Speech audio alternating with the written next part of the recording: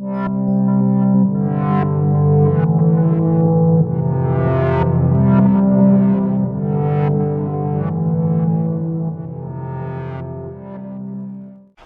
back, guys. It's been a long weekend. I still have not posted any of the videos that I have taken so far, and that's probably another week's worth of videos, and that's not good, so I'm gonna have to get to editing tonight.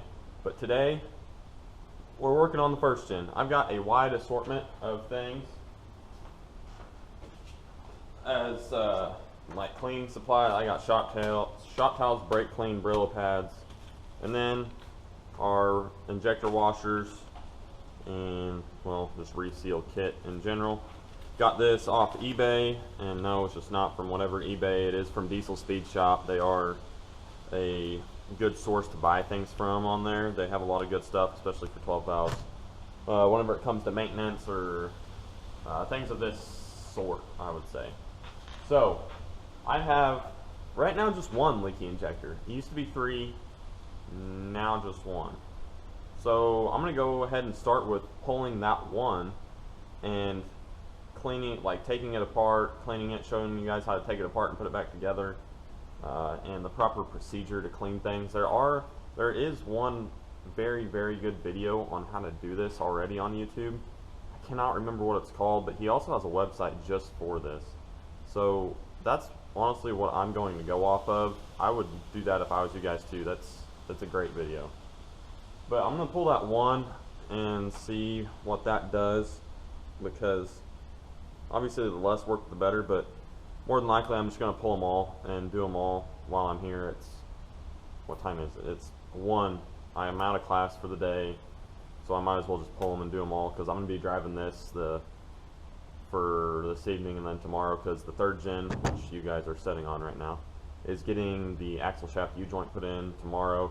I'm not doing that because 1, they're awful, and 2, I don't really have everything I need to do it, and it's going to take a couple hours for the shop to do it, so I'll just pay them some labor. I'm going to give them the part. I've already got it, so we're just going to go that route. But I'm going to go ahead and do a few things and then start pulling the injectors out and then lay them out on the tailgate here on the 3rd gen, and we're going to get to cleaning and kind of looking at these things so I can show you guys what all there is on a 12 valve injector. And FYI, it's not much. I don't have a pop tester to like test the pop pressures or anything, but I don't really want to at this point. I'm just trying to get them to keep from leaking. I've had an awful issue with this, and I've got no idea why. I think they just need cleaned, so we're gonna do that. So I'm gonna get started, and I will turn you guys back on whenever we're ready. Alright guys, I've already taken off the beauty cover, as you can tell, and then the next line of order is you don't undo anything yet. You just take off the beauty cover. If it's already off, you can skip that step. And then you take your air hose or brake clean or whatever you want, preferably an air hose, and blow out all this stuff. Get all the dirt and contamination out of here. You want it as clean as possible. Fuel systems are very delicate. Even in these old 12 valves, people say that nothing will break them, but the plain fact of the matter is that dirt and debris can ruin injector nozzles, and that's that. So we want to keep this as clean as possible. So I blew this out for 5 minutes or so, just made sure everything that was loose was going to stay out of the way, because I really don't want any dirt and debris getting in my injector bores.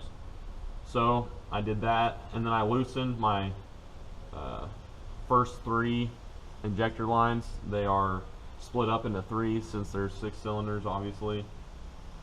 So I undid the first 3, and now I'm going to take down these hold down bolts right here on the intake plenum. There's 2 of them right here by valve cover number 2, and they are a 10 mil, and then we'll loosen those up so we can move the lines a little bit, because I'm not going to undo the lines from the pump. I just move them out of the way whenever I pull the injectors. It's not that hard. And then we'll do the same for the back 3, and then we'll start pulling injectors. So I'm going to undo these real quick, and then we'll get moving.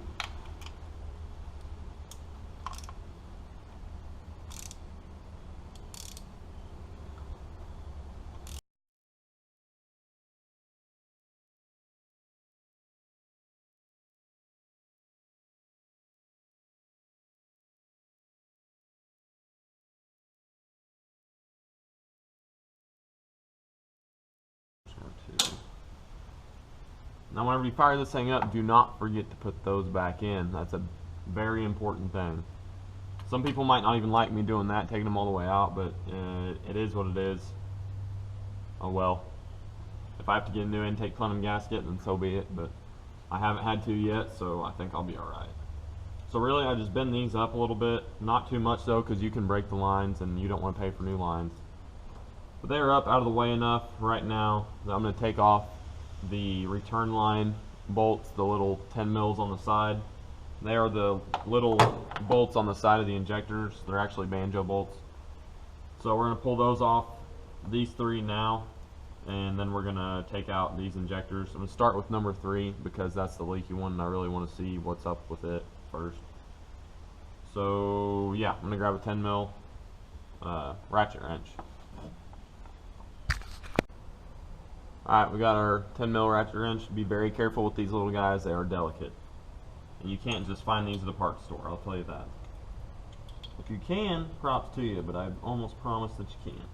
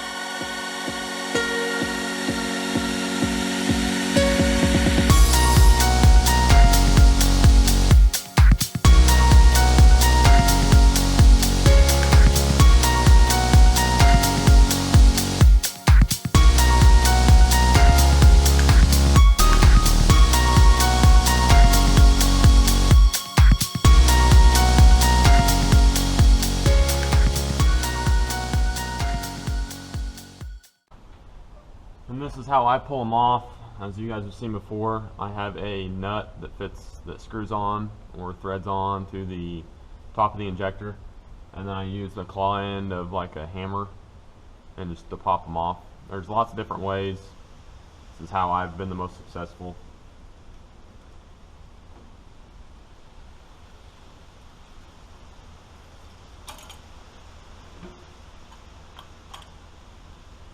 That one I just had to pull out. It was pretty easy. This is the one that was leaking bad and it looks awful. So it's gonna be the first one we take apart. Man, that looks bad. I really don't know why. They're pretty new injectors. It's just the sealing part has been no good for the time being. So we're gonna go over here and clean this bad boy. Alright guys, so we got our injector sitting over here. This is all the old, or the stuff I've taken off. The old washers and whatnot. The small end is a 14 mil and the big end is a 15. But what I'm going to do is put it in on the vise so I can get a good handle on it, make sure I don't strip anything or mess anything up, because that would be awful. So I'm going to run over to the vise real quick, put the big end on the vise, and get a ratchet and get this end loosened up. And then we'll bring it back over here and we'll start taking it apart to show you guys.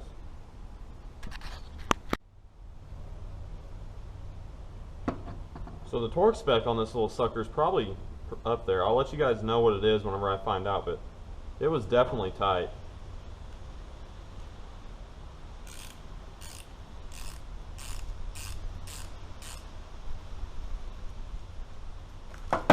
Alright, so we got it loose.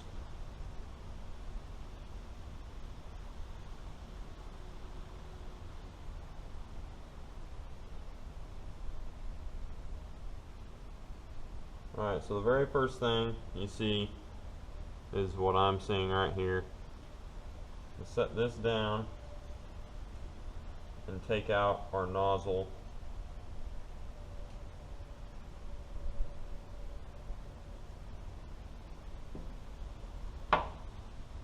So here's our cap. We're going to keep our cap sitting right there. I want to get like an exploded view of it.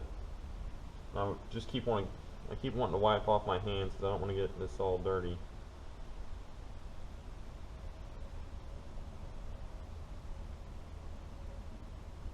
Mine says pH 477-3 high flow. It's interesting.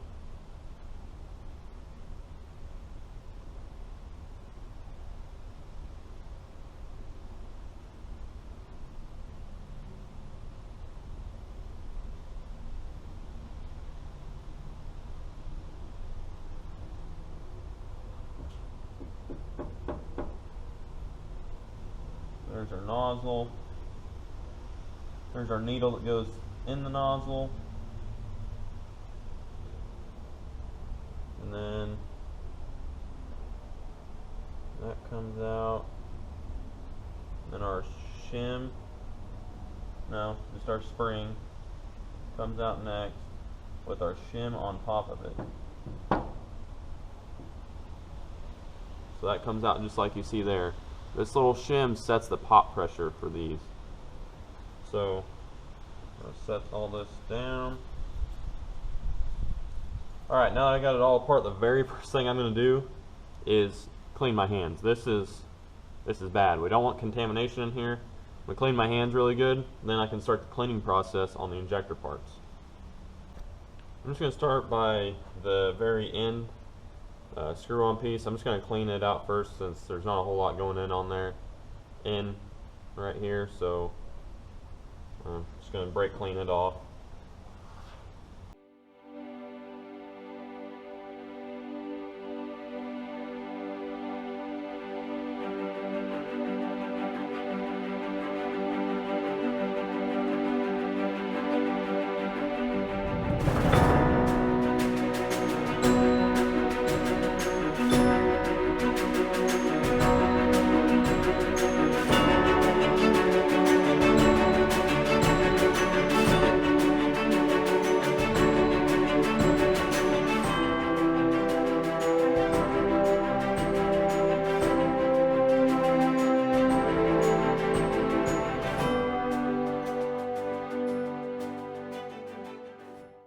But it's much cleaner. We're going to keep on cleaning this because this is very important.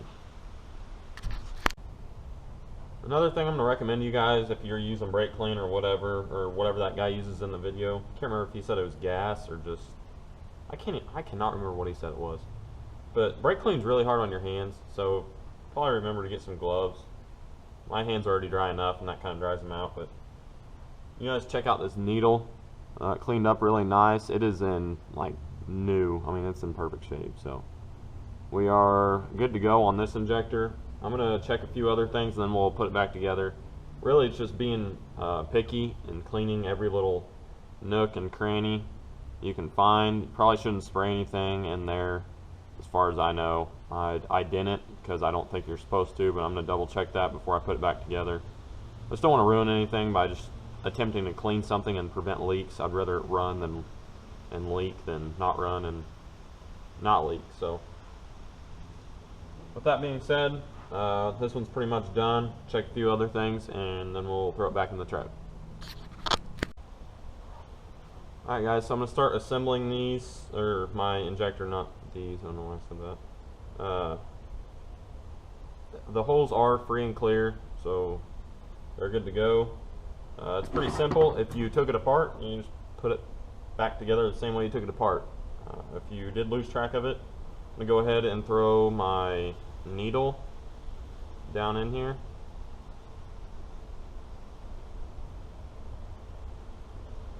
So the needle's in. And remember, just for future reference, this bottom hole is your fuel hole. The two side ones are just alignment holes. So this is very important right here. Make sure you line up this piece. It has a fuel hole in the bottom, two alignment pins. Make sure you line that up correctly so the injector gets fuel. I know that sounds crazy and ridiculous, but you'd be surprised. I promise.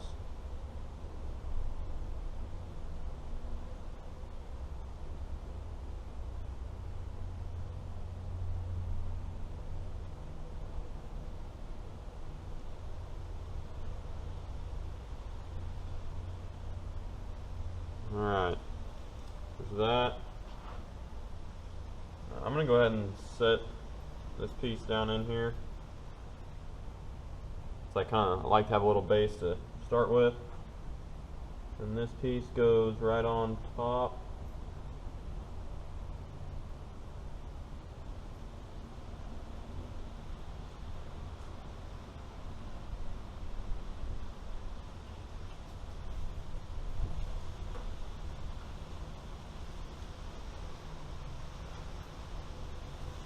We don't want to put it together like that. I'm just quickly realizing that, so we're going to set this piece down and get our body.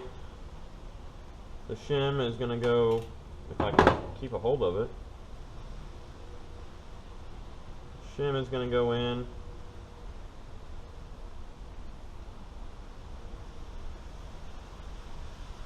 Like so, and then we're going to drop our spring in. And then we're going to drop this piece in. So it sits just like that. And now make sure you line up your holes. I've said this before, or I said this earlier. I'll say it again right now. Make sure you line up your fuel hole with your middle piece there. And make sure you line it up to here. So right there is where I want to be.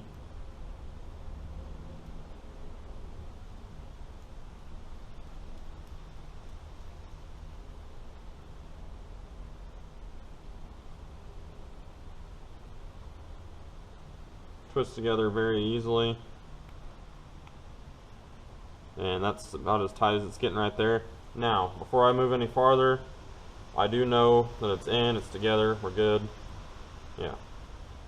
So I'm gonna look up the torque spec for this just in case. I like to do things that way. I don't know, it's kind of my OCD. I just want everything to be right. So I'm gonna check the torque spec for this end piece so we can get that correctly torqued and hopefully not have any leaks.